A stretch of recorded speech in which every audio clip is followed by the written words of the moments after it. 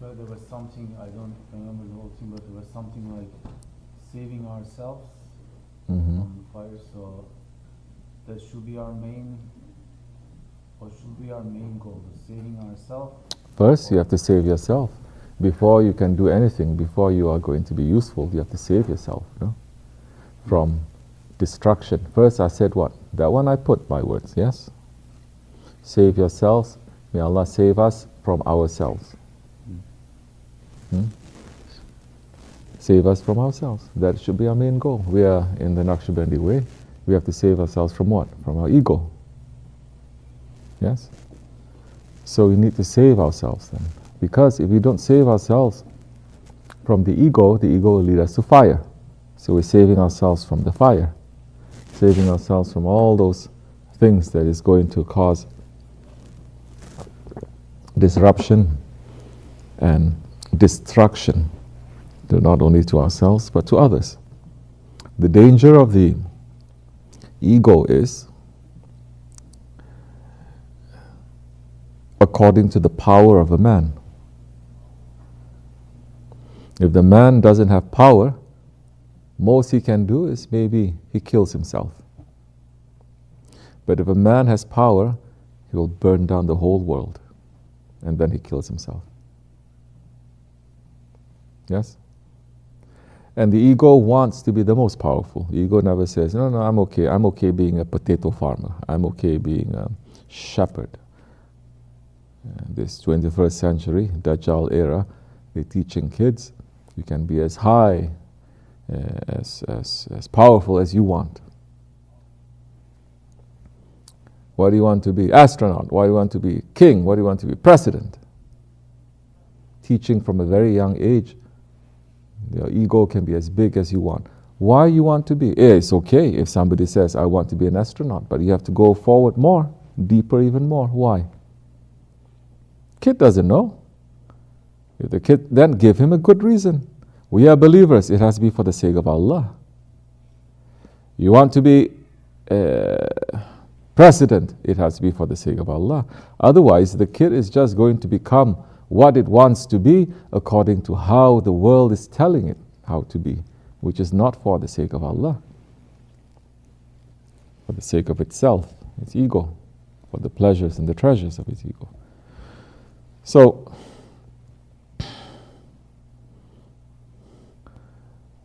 we need safety. A'udhu billahi minash shaitanir rajim. Even before the knowledge of Bismillahir Rahmanir Rahim is, I seek refuge in Allah. I seek safety from Allah. I'm running towards Allah. Running towards Allah means towards the Prophet, towards the awliyaullah, towards everything that Allah's mercy is hiding. Against shaitan, the accursed. Shaitan has been cursed. But for tariqat people, shaitan is the enemy that is open. Ayat is saying, O mankind, have I not warned you?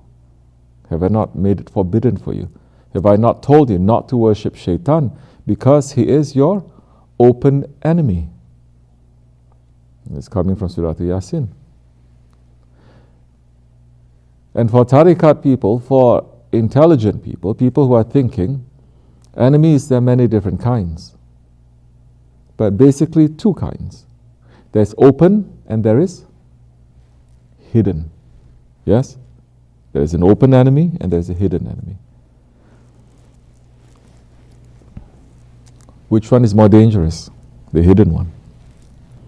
Open one, you see what it is, you can attack. The hidden one, you don't know where it is and it's attacking you. So even knowledge, before knowledge of Bismillahir Rahmanir Rahim, the man must first learn to run towards Allah, away from shaitan and from the evil that Allah has put there to his ego. Everything comes back to that. Understand? So that is our aim. Our aim is not to burn ourselves and burn this whole world. Hell hellfire. There is no fire in hell. We are bringing our own fire to hell. Paradise is empty. There's no gardens. There's nothing there. There's no palaces. There's nothing there. But you make the paradise to be paradise. So everything is coming back to man again, what he is doing. Everything, Allah is giving us a choice. You can bring your own fire and make your own hell, or you can be a person of paradise. Ahli Jannat. That time, even in the fire of this world, people will find shelter from you. Even in the fire of this world, in the confusion of this world, you will be centered, you will have peace, and people will feel it from you, and they want to be with you. And then your paradise is there waiting. But for those ones also, their aim is not paradise. Their aim is again to pull people to safety. Their aim is not for paradise. Their aim is to pull people to safety. This is what the prophets have been sent for. The prophets, they are close ones. They are beloved ones. Paradise is created for them. They honor the paradises by being there. Whatever they're doing in this world is not for them to go to higher stations. Whether they're worshipping or them calling out to people is not for these prophets are not doing that to go to higher stations to get more paradises. They're doing that because Allah gave them that job and they want to help. They do that because they have the love, the way that Allah is saying, I love my creatures, so that one is your ummah, you must love them too.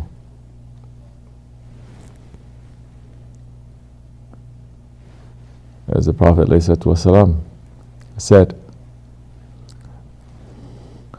Allah's love for you, it is more than the love of a mother to her newborn child. Now if the Prophet is saying that about Allah, what about his love to his ummah? All his life, before and after, is just to bring his ummah back to safety, to the refuge of Allah, away from themselves, away from shaitan, away from the ego. That is the whole job. Whether they are rich or poor, they know or they don't know, lettered or unlettered, all the prophets, their aim is to bring the whole ummah back to safety. Allah has created us in ahsani taqweem, in the most perfect form. And the Prophet's job is to return the ummah back. And our Holy Prophet ﷺ, no prophet, 124,000 prophets that Allah has sent to the world, no prophet has as much love to his ummah as our Prophet has to us.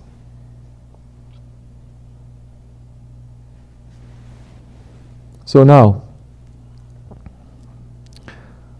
as we're entering into the month of Mawlid, how are you going to show the Sunnat? How are you going to celebrate?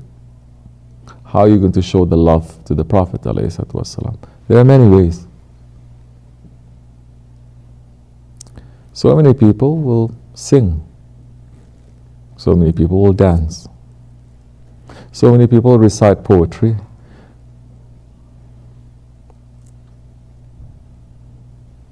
It is good. Inshallah, it is acceptable.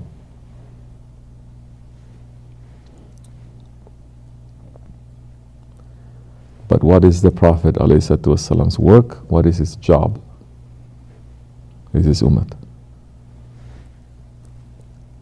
What is the use of praising and loving that Prophet when he's crying over his ummah and you're not doing anything to that? You don't even understand the enemies You don't even understand the poisons. You don't even understand the hurt. You don't feel the hurt of his ummah. But you love the Prophet. You praise him.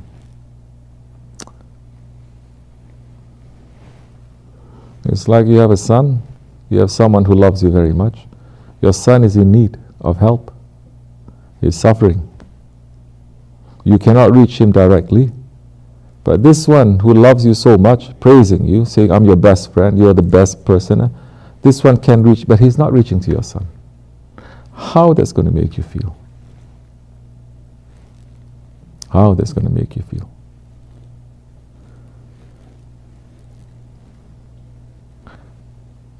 There's only one who's representing the Prophet. Zahir, let's say. He's the Khalifa. Yes. Don't enter into wilayat. Don't enter into sainthood.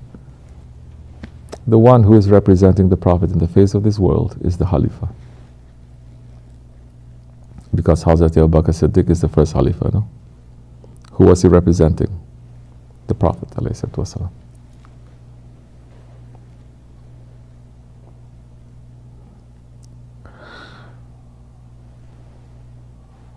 That one who's representing the Prophet ﷺ, he is responsible to take care of the whole ummah.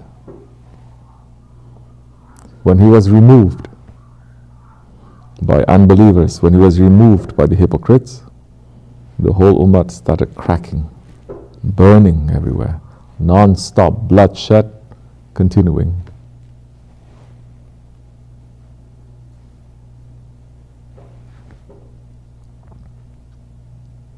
Where are the Muslims?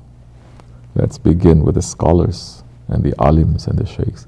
Where are they to open their hands and to ask and to beg Allah, bring back that Khalifa, bring back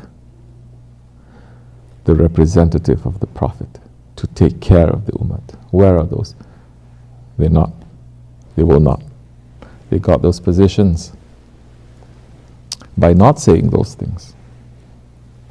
If they say those things, their positions are going to be taken away. But they are the number one people to say, oh, we must emulate the grand characteristics of the Prophet. Singing, dancing, talking so much, loving. Non-stop, crying, crying. We're not even saying bring back, but just to open your hands and to pray for that. And to ask the people around you to pray for that. Where are they? Non-existent. In fact, majority say, what? Not necessary, Khalifa. What? Khilafat? Some even dare to say, it was wrong to begin with. No such thing as Khilafat in Islam. So punishment keeps on raining. The Prophet is looking. He keeps crying. Those who can help, he keep laughing, saying, I love you. Allah is watching.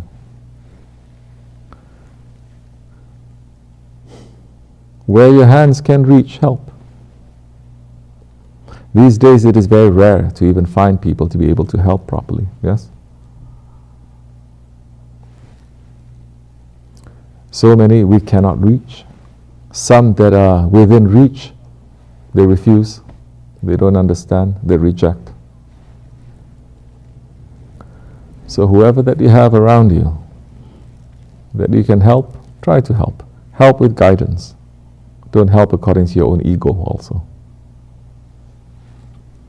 That's why the Dergahı is very important. Because it's easy now to help. It's easy now to say, Allah is asking us in the Akhir Zaman, what did you do? I was crying because they removed my representative and my whole ummah. What did you do? We may say, our Shaykh had taught us this. Not to say I did this or that. No, our Shaykh had taught us this. And what little that we can do to help each other, to feel for each other, we are doing. Against to our character, against to our nature, against to the society that tells us, why are you bothering so much about people? We are doing. Trying to. You understand? Because at the end of the day, people come into tariqat, so many, I see this dream, I this vision, I did this, such high spiritual awakenings, let's say, listening. But at the end of the day, after all of that, what concerns the people is their own problems. My wife hates me, my husband does this to me. I have this problem, my son has this. I cannot do this, I'm sick, I'm this. It's all those problems. No? And the Prophet ﷺ, as Imam Rabbani is saying, and the Shaykhs, they are running to solve those problems. As Shaykh Efendi is saying, we're running to fix those problems. So where are you in this? You're saying you love the Shaykh, you love the Prophet. Where are you in this? So many problems to be fixed. Don't look to, I have to fix world hunger, I have to fix climate change, no. Look to your neighbors. That's why neighbors are very important in Islam. Hazrat Jibreel alayhi salam was saying to the Prophet in Miraj, tell their nation to mind the rights of their neighbors. Saying over and over and over again, the Prophet said, I thought there was going to be an ayat or a law to say that the neighbors are more important than my own family. If there is no rule like that, there's no Islamic empire and civilization. We'll be like the Kafirs. Yes? We'll be just like the Kafirs. Only take care of my family, la familia, my nation, my this, my that. But no, neighbors.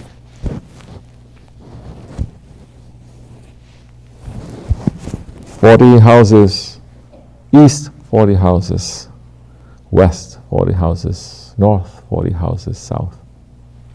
You're all part of your neighborhood. And the activities of Islam is encouraging Jamaat for all the neighbors to get together. This world has destroyed all of that completely. This system has destroyed all of that completely. It has made that to be completely unnecessary. Now, how are you going to make progress in religion or in spirituality when you don't have that? Those of us that are living here, you have that opportunity, but so many are sleeping too, or they're spoiled, or they don't understand, or they are running away. Go ahead, run. You think we are so stupid? Go ahead. I like it when people think I'm very stupid. I know nothing, but sometimes Shaykh Efendi will make me to know some things. Those who are very far away, as Shaykh Efendi said, you are feeling lonely. Something is being built there. Don't worry, something is being built. Because your longing now is a longing for Allah. The reality is you're longing for Allah. You are here. There is no longing. There is no love. There is no connection to the Shaykh, to the Jama'at. But you are here every day. No connection to your Lord. None.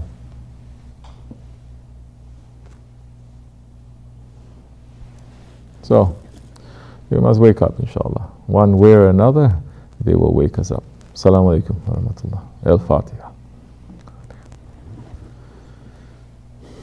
All right.